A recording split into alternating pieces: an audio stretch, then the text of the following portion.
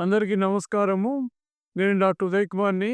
Visvabharati medical college general హాస్పిటల్‌లో చర్మవ్యాధుల విభాగంలో ప్రొఫెసర్‌గా పనిచేస్తున్నాను. ఈరోజు మనము తరచుగా చూసే ఈ మొహం మీద వచ్చే మొటిమల గురించి కొంచెం తెలుసుకుందాం. మొటిమల సమస్య ముఖ్యంగా 13 సంవత్సరాల వయసు నుంచి 25, 30 సంవత్సరాల వయసు వరకు కూడా ఉంటుంది ఎక్కువ.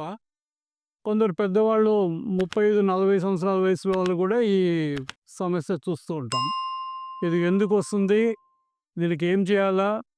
దీనికి ఏం ట్రీట్మెంట్ తీసుకోవాలనే విషయం గురించి మనం కొంచెం తెలుసుకుందాం. ఇది మొహంలో ఉండే ఆహ్, హెయిర్ ఫాలికల్ అంటాం.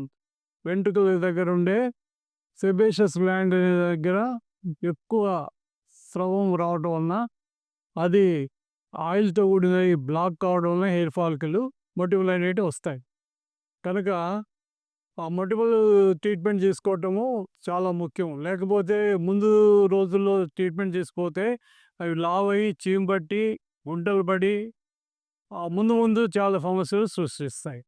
కనుక దీనికి సంబంధించి ఈ విశ్వభారతి జనరల్ హాస్పిటల్‌లో చర్మవ్యాధుల విభాగానికొస్తే దానికి తగిన సూచనలిచ్చి, దానికి తగిన ట్రీట్మెంట్ ఇస్తారు.